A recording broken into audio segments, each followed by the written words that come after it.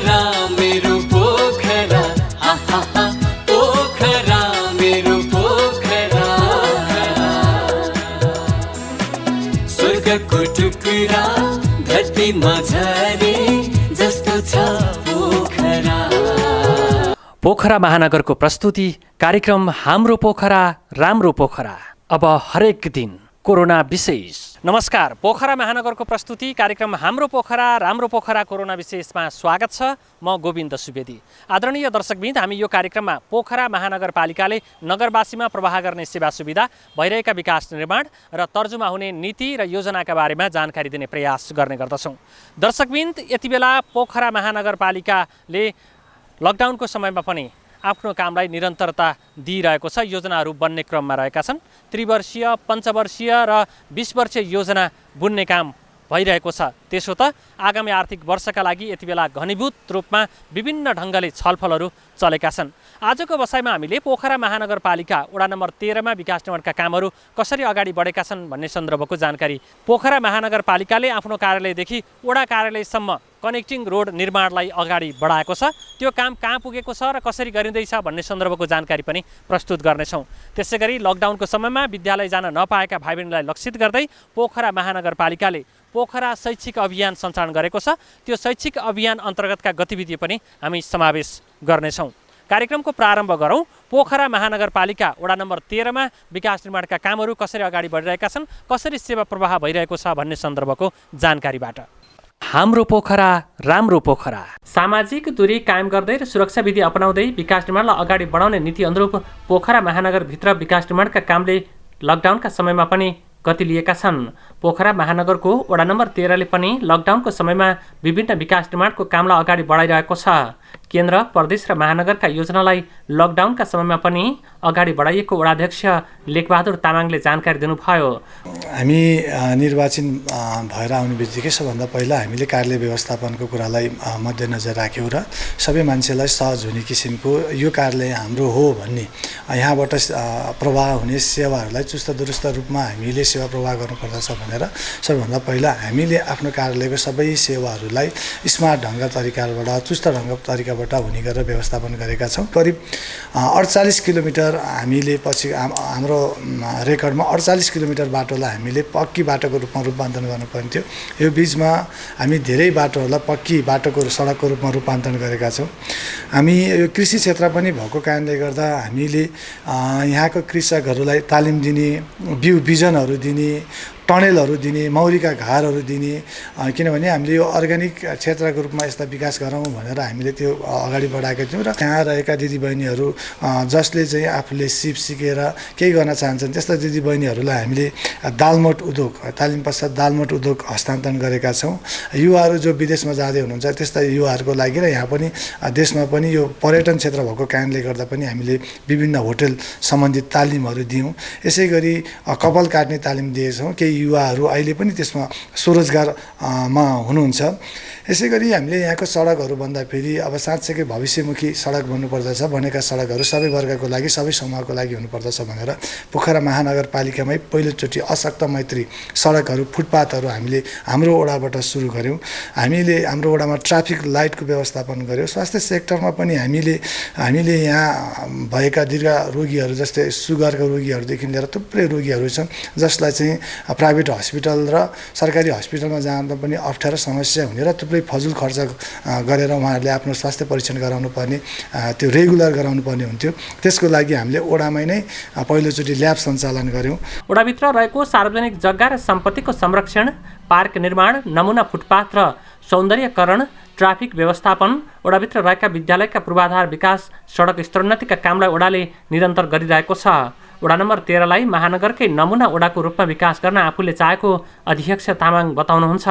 विकास निर्माणको काम टेन्डर प्रक्रिया, उपभोक्ता र निर्माण समिति मार्फत अगाडि बढेका हुन्। वृद्ध, युवा र बालबालिका लक्षित कार्यक्रम, सिप विकास गर्ने खालका कार्यक्रमलाई पनि वडाले अगाडि बढाएको वडा नम्बर 12 का वडाध्यक्ष तामाङले जानकारी दिनुभयो। पछिल्लो समयमा अब मान्छे यही टोलमा काम हुने यही वडाभित्र र त्यही टोलभित्र चाहिँ थुप्रै मजदुरहरू रहने र तर काम त्यसै बसिराख्दा पनि अब उहाँहरूलाई पनि आर्थिक रूपमा समस्या हुने र महानगरको पनि पूर्वाधार विकासमा अप्ठ्यारो हुने भएको कारणले गर्दा महानगरले त्यस्तो पूर्वाधारका कार्यक्रमहरूलाई विकासका कार्यक्रमहरूलाई अगाडि बढाउनु पर्दछ भनेर अगाडि बढाएर हामीले पनि यहाँ थुप्रै त्यस्ता योजनाहरू छन् र त्यस्तो योजनाहरूलाई अगाडि बढाएका छौँ र जसमा चाहिँ लागेका मजदुरहरू श्रमहरू चाहिँ यहीँ ओडाको र विशेष जुन ठाउँमा जुन क्षेत्रमा चाहिँ यो योजनाहरू अगाडि बढिरहेको छ त्यही ठाउँको मजदुरहरूलाई सामाजिक दूरीहरू चाहिँ रहने गरी हामीले काम अगाडि बढाएका छौँ।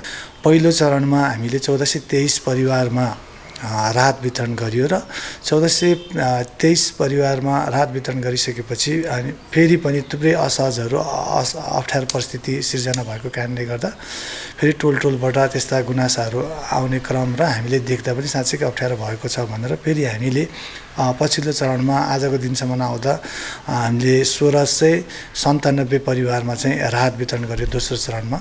हाम्रो पोखरा राम्रो पोखरा। दर्शकवृन्द, कार्यक्रमको प्रारम्भमा हामीले प्रस्तुत गर्यौं पोखरा महानगरपालिका वडा नम्बर 13 मा कसरी विकास निर्माणको काम भएको छ भन्ने सन्दर्भको जानकारी तपाईले हेरिसक्नु भएको छ।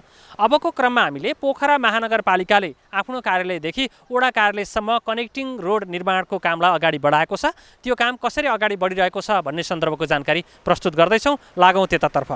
पोखरा महानगरपालिकाको कार्यालयबाट सबै वडाहरूको केन्द्रसम्म जोड्ने 27 वटा पहुँच मार्ग अर्थात् कनेक्टिङ सडक निर्माणको काम भइरहेको छ। यसरी बन्ने सडकमा शिवालय बतासे मणिपाल सडक, पामेदेखि 24 नम्बर वडा कार्यालय जोड्ने सडक, छोरेपाटनदेखि वडा नम्बर 21 जोड्ने सडक, खराने राखीडाँडा सडक वडा नम्बर 26, झाजरमारे देउराली ओखले सडक 28, स्याङखुदी कण्डेल गाउँ सडक 28, लेखनाथ शिरोमणि मार्ग, रती खहरेघाट निर्मल पोखरी मार्ग, घार्मी खोला जुम्लेटी ढिकीडाँडा तितेपानी मार्ग वडा नम्बर 19, आँपकुना चिमिले डाँडा गुन्टेचौर सेरा मार्ग वडा नम्बर 24, त्यसैगरी कुलाइन मौजा सडक वडा नम्बर 20, खपौदीदेखि 18 नम्बर वडासम्मको मार्ग, अमला बेसी तल्लाघर घार्मी सडक वडा नम्बर 19, ठुलाखेत चैनपुर हर्पन 85 सडक 23, विजयपुर सुर्के मैदान सडक 28, देउराली कमेरे गुण्डा 18 वडा मार्ग, मणिपाल मौजा बिसौना सडक 20 नम्बर वडा, 33 नम्बर वडादेखि ठुलडुङ्गा सडक, कात्रे बामदी घाटसिना सडक, चित्तेपानी रैकर माछापुस्रे सडक, खत्री पहिरो खोलाबेसी बेत्यानी सौरिया सडक, महेन्द्र गुफा अर्मलाकोट मौजा सडक, तिलाहार काउलेपानी तारेभिर सडक, शिवालय थाप्ले तिलाहार बाँसपानी सिलाउने खर्क सडक, आरुपाटा कालिका सडक 28, काउखोला पहिरोपानी चिसापानी मौजा डाँडागाउँ सडक 13, बागलुङ बस पार्क कास्कीकोट सडक रहेका छन्। यी सडकको निर्माण कार्य र काम कसरी हुँदैछ त?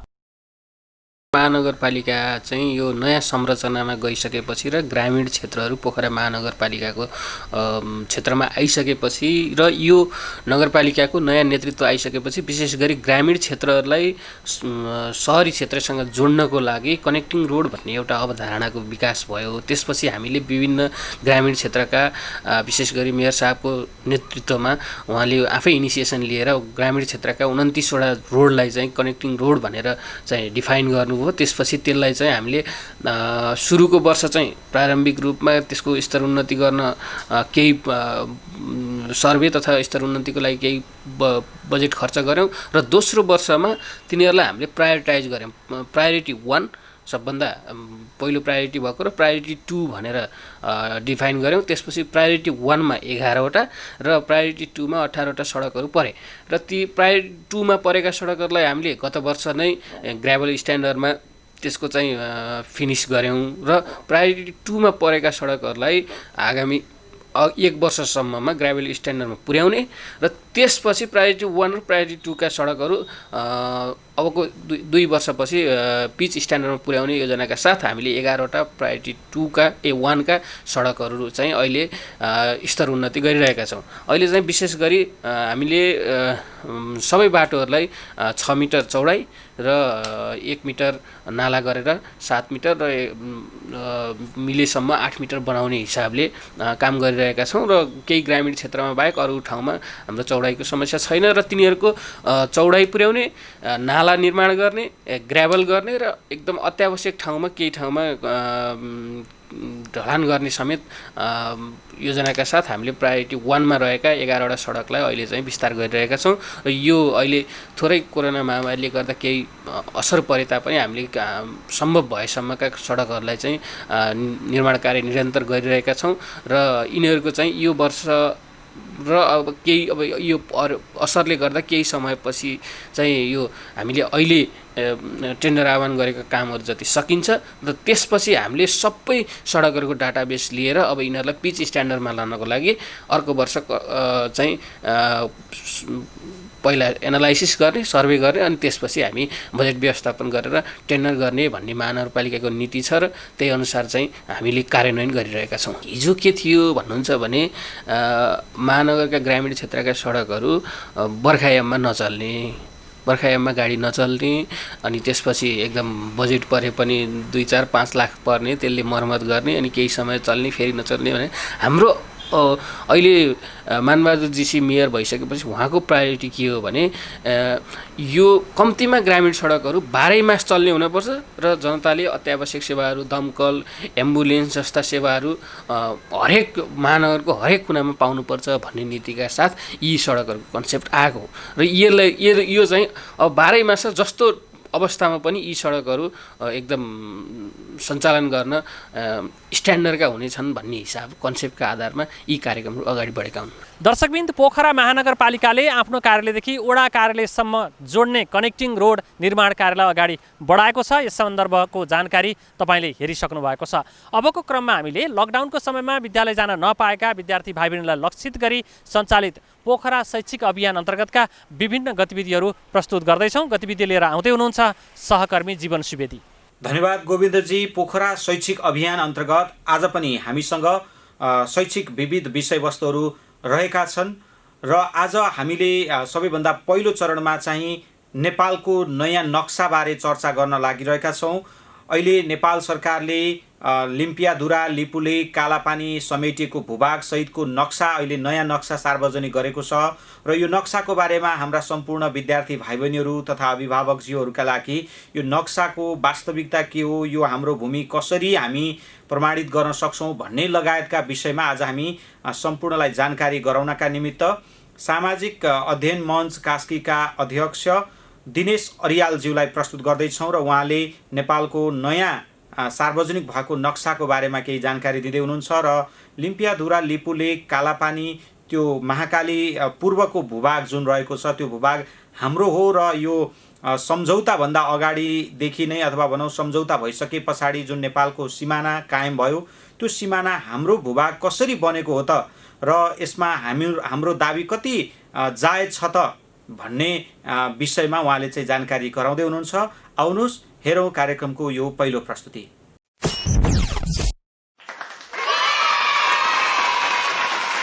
नमस्ते आदरणीय अभिभावकज्यूहरू, प्यारा विद्यार्थी भाइ बहिनीहरू। आजको एपिसोडमा मैले हाम्रो देशको नक्साको बारेमा केही कुरा बताउँदैछु। नक्सा सम्बन्धी जानकारी लिएर प्रस्तुत भएको छु र भाइ बहिनीहरूलाई थाहा छ कि हाम्रो देशको नक्सा केही दिन यता परिवर्तन भएको जानकारी यहाँहरूले पाउनुभएको छ। विभिन्न सामाजिक सञ्जालहरूमा हेर्नुभएको छ, टेलिभिजनका न्युजहरू यहाँहरूले पढ्नुभएको छ, हेर्नुभएको छ र त्यसबाट तपाईँहरूले जानकारी पाइसक्नु भएको छ। हाम्रो देशको नक्सा जुन हामीले बनाउँदै गर्दै आएका थियौँ, अध्ययन गर्दै आएका थियौँ, त्यो नक्साको स्वरूपमा केही परिवर्तन भएको छ। भाइ बहिनीहरू, नक्सा हाम्रो देशको तस्विर हो। जसरी हामीले आफ्नो तस्विर निकाल्छौँ, आफ्नो देशको परिचय भनेको त्यो देशको भूगोलको नक्सा हो। कति भूमि आफ्नो देशले समेटेको छ त्यो नक्सामा देखिन्छ। आज हामी नेपालको त्यही नक्साको बारेमा चर्चा गर्छौँ। जुन नक्सा हामीले हिजो अस्ति गराउँदै आएका थियौँ त्यो नक्सालाई अब हामीले बिर्सिनुपर्छ। हाम्रो नक्सामा हाम्रो भूमि थपिएको छ, त्यो बारेमा हामीले आजको एपिसोडमा केही चर्चा गर्छौँ। भाइ बहिनीहरू, नेपालको नयाँ नक्सा, यो नक्सा हेर्नुहोस्, तपाईँहरू आफै बुझ्नुहुन्छ। हिजो तपाईँहरूले अध्ययन गर्ने नक्सा, तपाईँहरूले बनाउने नक्सामा कुन भाग थिएन भन्नुहोस् त? केही कुरा थपिएको देख्नुहुन्छ? अवश्य पनि तपाईँहरूलाई थाहा छ नेपालको नक्साको यो भाग यहाँ जहाँ मैले अहिले माउसले देखाएको छु, मेरो कर्सरले देखाइराखेको छ, त्यसको यो भाग हेर्नुहोस् त। यति भाग चाहिँ नेपालको अहिले थपिएर आएपछि हाम्रो नेपालको नक्सामा यो चुचो थपिएको छ। अस्तिसम्म केही दिन अगाडिसम्म तपाईँहरूले अध्ययन गर्ने नक्सामा यो यहाँबाट हामीले लगेर यहाँबाट मोड्थ्यौँ भने अहिले हामीले नेपालको नक्सा बनाउँदाखेरि यो यहाँसम्म आएपछि यतातिर जस्तो यो कर्सर गएको छ त्यतातिरको चुचो पनि थपेर नेपालको नक्सा बनाउनुपर्छ। भाइ बहिनी यो हाम्रो नेपालको आफ्नै भूमि हो र यो नक्सा हिजोको नक्सामा थिएन र किन थिएन, कसरी यहाँ हामीले फेरि यो नक्सा गऱ्यौँ त्यसको बारेमा मैले आजको क्लासमा चर्चा गर्छु, आजको एपिसोडमा चर्चा गर्छु। र त्योभन्दा पहिला भाइ बहिनीहरू हामीले नेपालको नक्सा कस्तो बनाउने अब एकपटक फेरि हेरौँ। अब हाम्रो नक्सा यस्तो हुनु पर्यो भाइ बहिनी हो। मैले देखाएँ यो चुचो थपिएको नक्सा हामीले चाहिँ अबका दिनहरूमा अब विद्यालयमा नक्सा गराउँदाखेरि कसैलाई आफ्नो देशको नक्सा बनाएर देखाउँदाखेरि यो किसिमको नक्सा बनाउने अभ्यास गर्नुपर्छ भाइ बहिनीहरू। र अब हेर्नुहोस् यस्तो हामीले आजभन्दा पहिला बनाउने नक्सा यस्तो थियो। यो हेर्नुहोस् त यो नक्सामा त्यो अघिको चुचो छैन। यो हामीले हिजोसम्म प्रयोग गरेको हाम्रो नक्सा परिवर्तन हुनभन्दा पहिलासम्म हामीले बनाउने गरेको नक्सा यो नक्सा थियो। तर यो नक्सा नभएर हामीले के गर्छौँ त त्यो नक्सामा यो चुचो देख्नुभयो, यो चुचो सहितको नक्सा आउँछ। फेरि पनि तपाईँले यसलाई हेर्न सक्नुहुन्छ। अब हामीले यो भागमा अलिकति केही भाग थप्नु पर्यो, नेपालको भूमि थपेर नक्सा गराउनु पर्यो। तपाईँ हेर्नुहोस् ल यो भाग जुन अहिले जाँदैछ यो यति भाग थपेर हामीले नेपालको नयाँ नक्सा बनाउनु पर्यो। अब तपाईँले बुझ्नुभयो भाइ बहिनीहरू नेपालको नक्सा कस्तो बनाउनु पर्छ भनेर। नेपालको नक्सा बनाउँदा हामीले भुल्नु हुँदैन, हामी अभ्यस्त छौँ, हामी पुरानो नक्सा बनाउन अभ्यस्त छौँ। तर त्यति हुँदाहुँदै पनि हामीले अबदेखि बानी पर्नु पर्यो।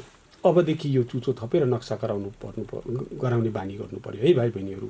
ल अब त्यसपछि अब तपाईँलाई हेर्नुहोस् जुन यो नक्सा छ अब सम्पूर्ण हाम्रा डकुमेन्ट्सहरूमा राज्यले चाहिँ निकाल्ने किताबहरूमा हाम्रा किताबहरूमा पनि यस्तो खालको नक्सा हुँदैन भाइ बहिनीहरू। यो नक्सा हटेर यस्तो किसिमको नक्सा हामीले प्रयोग गर्नुपर्ने हुन्छ, हामीले पढ्नुपर्ने हुन्छ।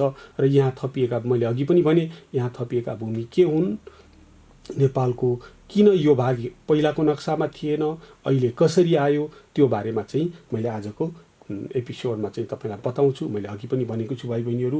मैले भने र हामीले केही दिन अघिसम्म अध्ययन गर्ने तथा बनाउने गरेको हाम्रो देशको नक्सा परिवर्तन भएको छ भाइ बहिनीहरू। नेपाल सरकारले यही जेठ 7 गते हाम्रो मातृभूमिको पूर्ण स्वरूपको नक्सा सार्वजनिक गरेको जेठ 7 गते भाइ बहिनीहरू, यो बोल्नु भएन। यसअघिको नक्सामा नेपालको उत्तर पश्चिम सिमानामा भारतले अतिक्रमण गरेको केही भूभाग समेटिएको थिएन भाइ बहिनीहरू। यो जुन भूभाग मैले भने अघि आयो यो भूभाग चाहिँ भारतले अतिक्रमण गरेको भूभाग थियो है।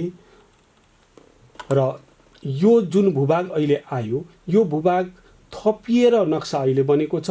र यो भूभागमा भारतले क्लेम गरेर हाम्रो छिमेकी राष्ट्र भारतले हाम्रो हो भनेर चाहिँ उसले आफ्नो नक्सामा देखाएको थियो। र नेपालको विभिन्न समयमा गठन भएका सरकारहरूले पटक पटक कूटनीतिक प्रयास गर्दा पनि भारतले व्यवस्था गर्दै आइरहेको थियो भाइ बहिनीहरू। यो नक्सा यो भूमि हाम्रै हो भनेर भारतले नेपाललाई दिएको थिएन र नेपालले त्यो नक्सामा चाहिँ गाभेको थिएन पनि। र नेपाली भूमि कालापानीमा आफ्नो सेना राख्दै आएको भारतले सन् 2019 को नोभेम्बरमा कालापानी लगायतको भूमि समेटेर एकतर्फी रूपमा आफ्नो नक्सा बनाए भाइ बहिनीहरू। कालापानी भनेको यो ठाउँमा पर्छ, यहाँ पर्छ भाइ बहिनीहरू। यो पोइन्टर हेर्नुहोस्, यहाँ कालापानी भन्ने ठाउँ छ। त्यो कालापानी भन्ने ठाउँमा भारतले त आफ्नो देशको आर्मी नै राखेको थियो। यो ठाउँमा आफ्नो देशको सेना मेरो भूमि हो हाम्रो भूमि हो भनेर त्यो ठाउँमा चाहिँ सेना राखेको थियो भारतले। र त्यति मात्र होइन, त्यो भूमि राखिसकेपछि नेपालले व्यापक विरोध गरेको थियो। त्यहाँ आर्मी राखिसकेपछि नेपालले त्यो आर्मी हटाउनु पर्छ, त्यो हाम्रो भूमि हो, त्यो हामीले छोड्दैनौँ भनेर नेपालले चाहिँ विरोध पनि गर्यो, विरोध पत्रहरू पनि बुझायो। यस्तोलाई हामीले भारतसँग कुरा गर्यो, भारत सरकारलाई लेखेर दियो। यसलाई हामीले कूटनीतिक अभ्यास भन्छौँ। कूटनीतिक तरिकाले भारतले निकै प्रयास गर्यो त्यो भूमि आफ्नो बनाउनको लागि। र उक्त भारतले नक्सा बनाइसकेपछि फेरि त्यो नक्सा खारेजीको लागि पनि नेपालले कूटनीतिक प्रयास गरेको छ भाइ बहिनीहरू। तर पनि भारत सरकारले कुनै ध्यान दिएन भाइ बहिनीहरू। हामीले कति अनुरोध गर्यो नेपालको सरकारले त्यसलाई हटाउनको लागि, त्यो नक्सा भारतले जुन यो भाग समेटेर आफ्नो नक्सामा देखायो, तर भारत सरकारले चाहिँ हामीले जति अनुरोध गर्दा पनि, जति कूटनीतिक प्रयास गर्दा पनि भारत सरकारले त्यो नक्साबाट हटाउनको लागि कुनै पनि कदम चालेन। र यसैबीच सन् 2020को मे 8मा केही दिन अगाडिको मात्र कुरा हो भाइ बहिनीहरू। सन् 2020को मे 8मा आफ्नो यो भारतको यो भाग चाहिँ उत्तराखण्ड भन्ने राज्य पर्छ। यो उत्तराखण्डको यहाँनिर पिथौरागढ भन्ने ठाउँ छ, अनि यहाँनिर माथि चाहिँ तिब्बतमा कैलाश हिमाल र मानसरोवर ताल छ, जुन हिन्दूहरूको पवित्र तीर्थस्थल पनि हो। त्यो ठाउँमा पुग्नको लागि भारतले यहाँबाट एउटा बाटो बनायो। यसरी बाटो बनाउँदै बनाउँदै जाँदाखेरि यो भाग त नेपालको भागमा बाटो पर्यो भनेपछि भारतले नेपालको भागमा सडक बनायो, र यो सडक बनाएर उसले आफ्नो लागि मानसरोवर जाने बाटो बनाएपछि नेपालमा यसको झन ठुलो व्यापक रूपमा चाहिँ यसको विरोध हुन थाल्यो भाइ बहिनीहरू। र भाइ बहिनीहरू, मैले नेपालको अतिक्रमित भूमिको बारेमा बताउँदै थिएँ नेपालको नक्सामा। र यो जब भारतले पिथौरागढदेखि कैलाश मानसरोवरसम्म पुग्ने जुन सडक निर्माण गर्यो, त्यो निर्माण गरेपछि नेपाल सरकारले त्यसको विरोधमा एउटा विरोध पत्र पनि बुझायो, अर्थात् त्यसलाई हामीले कूटनीतिक रूपमा गरेको प्रयास भन्छौँ। त्यो बाटो हुँदैन, आउनुहोस् वार्तामा बसौँ, त्यो बाटो चाहिँ नेपालको भूमिमा बनेको छ भनेर नेपालले जुन जानकारी गरायो, तर भारतले जबरजस्त रूपमा त्यसको व्यवस्था गर्यो र के भन्यो भने यो हाम्रै जमिनमा बनेको बाटो हो, यसमा कुनै पनि चर्चा, यसको यो उल्लेख्य कुरा होइन भनेर ध्यान दिएन भाइ बहिनीहरू। यसरी भारतले नेपाललाई निकै पेलिसकेपछि नेपाल सरकारले नयाँ नक्सा जारी गर्न बाध्य भएको हो। र यो नक्सा गरिसकेपछि भाइ बहिनी हो, अब यसको कूटनीतिक तवरले यसको समाधान निस्किन्छ। अब भारत र नेपाल सँगै बसेर यसको बारेमा कुरा गर्नुपर्छ र यसका ऐतिहासिक प्रमाणहरू खोजेर अनि कसको जमिन हो भनेर त्यसको चाहिँ प्रमाणसहित पेश गर्न सक्यो भने नेपालले आफ्नो जमिन पाउँछ र नेपालसँग पेश गर्ने प्रशस्त प्रमाणहरू पनि छन्, त्यसको बारेमा पनि मैले केही चर्चा गर्छु भाइ बहिनी। र त्योभन्दा पहिला भाइ बहिनीहरू, अब त्यसलाई स्थलगत रूपमा कस्तो छ त, किन भारतले त्यसलाई दाबी गरेको छ र हाम्रो दाबी के हो भन्ने बारेमा पनि म एकैछिन तपाईँहरूलाई फेरि पनि एउटा नेपालको पश्चिमी भेगको नक्सा देखाएर चाहिँ तपाईँलाई जानकारी गराउन चाहन्छु। त्यो हामीले बुझ्नु पनि पर्छ भाइ बहिनी हो। भारतले के क्लेम गरिरहेको छ, हाम्रो क्लेम के हो, त्यो जग्गा कसरी, त्यो जमिन कसरी हाम्रो हो, त्यो भूमि कसरी हाम्रो हो भन्ने कुरा तपाईँ भाइ बहिनीहरूले बुझ्नु पनि आवश्यक छ। अब एकैछिन फेरि हामी स्क्रिनतिर जान्छौँ है भाइ बहिनीहरू। अब यो स्क्रिनमा हेर्नुहोस् त, यो नेपालको पश्चिमी भागको मात्रै मैले अलिकति ठुलो देखाउनको लागि यो भागको मात्रै नक्सा लिएको छु। तपाईँले अहिले यो नक्सामा जुन पहिला नेपालको पहिलाको नक्सा हो त्यो मात्रै चाहिँ, यो भागमा चाहिँ केही पनि थपिएको छैन। हेर्नुहोस्, अब हेर्नुहोस्, यो सीमा रेखा हो है, बोर्डर लाइन। यो बोर्डर लाइन भनेको यहाँबाट नर्थतिर यो हेर्नुहोस् चीन पर्छ, यतातिर भारत पर्छ र हाम्रो देश नेपाली हो। अहिले हाम्रो जुन जग्गाको चाहिँ, जुन जमिनको, जुन भूमिको चाहिँ हामी कुरा गर्दैछौँ, त्यो भूमि चाहिँ यो भूमि हो। तपाईँले रातोमा देख्नुभयो भाइ बहिनीहरू, यो भूमिको बारेमा अहिले चाहिँ हामीले कुरा गरिराखेका छौँ र हाम्रो अतिक्रमित भूमि भनेको यो एरिया हो। यसलाई हामीले भन्छौँ, मैले अघि भने भाइ बहिनीहरूले धेरै सुन्नुभएको छ कालापानी भनेर। कालापानी भनेको यो ठाउँ हो।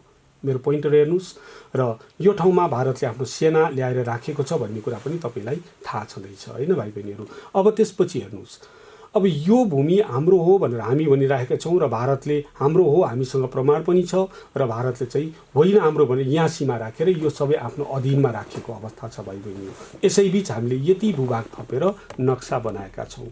अब हेर्नुहोस्, यो महाकाली नदी हो। तपाईँलाई थाहा छ, पूर्वमा मेची, पश्चिम महाकाली हाम्रो देशको सीमा भनेर हामीले धेरै पटक पढेका छौँ। हामीले पढ्ने नै त्यही हो, मेची र महाकाली भनेर भन्छौँ। मेची नदी पूर्वमा यतातिर पर्छ भने यो महाकाली नदी हो। बस महाकाली नदी नेपालको सिमाना त हो, हामीलाई थाहा छ भाइ बहिनी हो। त्यसो भएदेखि महाकाली नदी यहाँसम्म मानेर, यहाँबाट पनि महाकाली नदी कहाँबाट आयो त, यतातिर उत्पत्ति भएको ठाउँ त हुनु पर्यो। महाकाली नदी हो नि, महाकाली नदीको मुहान त यो होइन, यहाँ त महाकाली नदीको बहाव छ भाइ बहिनी हो। त्यसकारण महाकाली नदीको मुहानमै, महाकाली नदीको मूलमै हाम्रो भूमि सम्बन्धी विवाद भएको हो। किनभने यदि महाकाली नदी, यो पोइन्टर हेर्नुहोस्, यताबाट आयो भने नेपाल यही पोइन्टरबाट यतातिर हुन्छ। महाकाली नदी यताबाट आउँछ भने नेपाल यहाँसम्म पनि हुनु पर्यो। विवाद यतिमै हो भाइ बहिनीहरू। त्यसकारण म यसलाई तपाईँहरूलाई अझ पनि प्रश्न पार्न चाहन्छु। यो हेर्नुहोस् त, महाकाली नदी यसरी आएको छ। यो जुन अहिले हरियो आयो, यसलाई चाहिँ यो नदीको नाम कुटियाङ्दी नदी हो। यसलाई काली नदी पनि भनिन्छ, भारतले यसलाई कुटियाङ्दी नदी पनि भन्छ। यो काली नदी महाकाली नदीको मुहान हो। अब तपाईँ प्रष्ट हुनु भइसक्यो भाइ बहिनीहरू, जुन थपिएको भूभाग यहाँ देखिसकियो। महाकाली नदीदेखि पश्चिमतर्फको भूभाग नेपाल र भारतमा राज्य गर्ने, भारतमा शासन चलाएको इस्ट इन्डिया कम्पनी थियो पहिला। त्यो इस्ट इन्डिया कम्पनी र नेपाल सरकार बीच एउटा सन्धि भएको थियो सन् 1816 त्यो 1816 को सन्धिमा भाइ बहिनीहरू यो महाकाली नदीदेखि पश्चिमको भाग नेपाल भनेर प्रष्टसँग लेखेको छ। अब तपाईँ आफै बुझ्न सक्नुहुन्छ, यदि महाकाली नदी यहाँबाट आउँछ भने यहाँबाट पश्चिम त यो पनि हो, यहाँबाट माथि चाइना भयो, यता हुने कुरा भएन। यो चाइनाको बोर्डरदेखि यता यो सबै भाग नेपालको हुने भएपछि नेपालले यसै आधारमा यो जमिन जति पनि छ नेपालको भूमि भनेर क्लेम गरिरहेको छ भाइ बहिनीहरू। र यस बीचमा भारतले के भनेको छ भने, अब यो हेर्नुहोस्, हामीले भन्छौँ यो लिम्पियाधुरा, तपाईँले यो पनि सुनिराखेको शब्द हो, ठाउँको नाम हो। लिम्पियाधुरा भनेको एउटा यो पहाड हो, हिमाल हो, यो श्रृङ्खला हो। यही श्रृङ्खला लिम्पियाधुरा चाहिँ महाकाली नदीको मुहान हो। यो लिम्पियाधुराबाट पश्चिम पूर्वतर्फ सम्पूर्ण भाग नेपाल हो भनेर हामीले मान्छौँ र प्रमाण पनि यही हो, सत्य पनि यही हो र यही आधारमा यो भाग नेपालको हो। तर भाइ बहिनीहरू अर्को हेर्नुहोस्, तपाईँले देख्नुभयो यहाँ रातो, बस यो रातो जुन यो एउटा सानो खोला छ, यहाँनिर एउटा खोला छ र यो खोलालाई भारतले, यो खोलाको नाम लिपु खोला हो, लिपु खोला हो। र अहिले भारतले के भन्दै आएको छ भने भाइ बहिनीहरू, महाकाली नदीको मुहान यो होइन, लिम्पियाधुराबाट महाकाली नदी आएको होइन, नेपालले गलत भनेको छ। लिम्पियाधुराबाट नआएर यो लिपु खोला जुन हो यो नै काली नदी भन्छ भारतले। र अनि यो काली नदी आएको छ लिपु लेकबाट। यो लिपु लेकबाट आएको यो सानो एउटा खोला छ लिपु खोला। यो लिपु खोलाबाट पूर्वतिरको भाग नेपाल भनेको हो हिजोको चाहिँ सुगौली सन्धिमा भनेर भारतले दाबी गरेको छ भाइ बहिनी।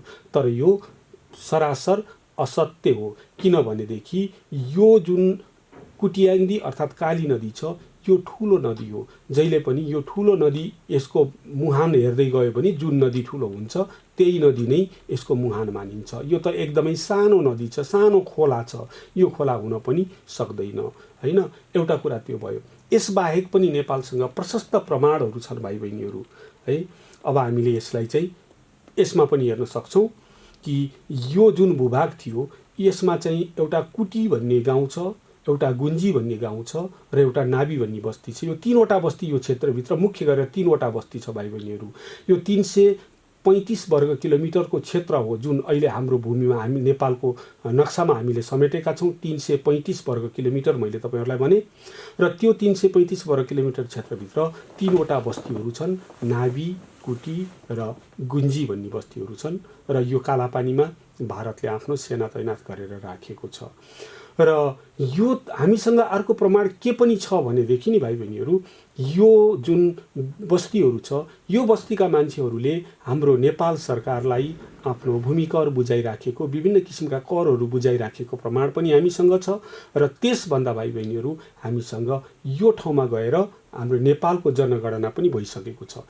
यस आधारमा पनि हामीले यो भूभाग हाम्रो हो भनेर हामीले प्रमाण पेश गर्न सक्छौँ। भोलि वार्ता भएको अवस्थामा, वार्ता हुँदा यसको यो विषयलाई अन्तर्राष्ट्रियकरण भएको खण्डमा अथवा भारतसँग बाइल्याटरल द्विपक्षीय वार्ता भएको खण्डमा पनि हाम्रो प्रमाण प्रशस्त पुग्छ र भारतले गरेको क्लेम असत्य साबित हुन्छ।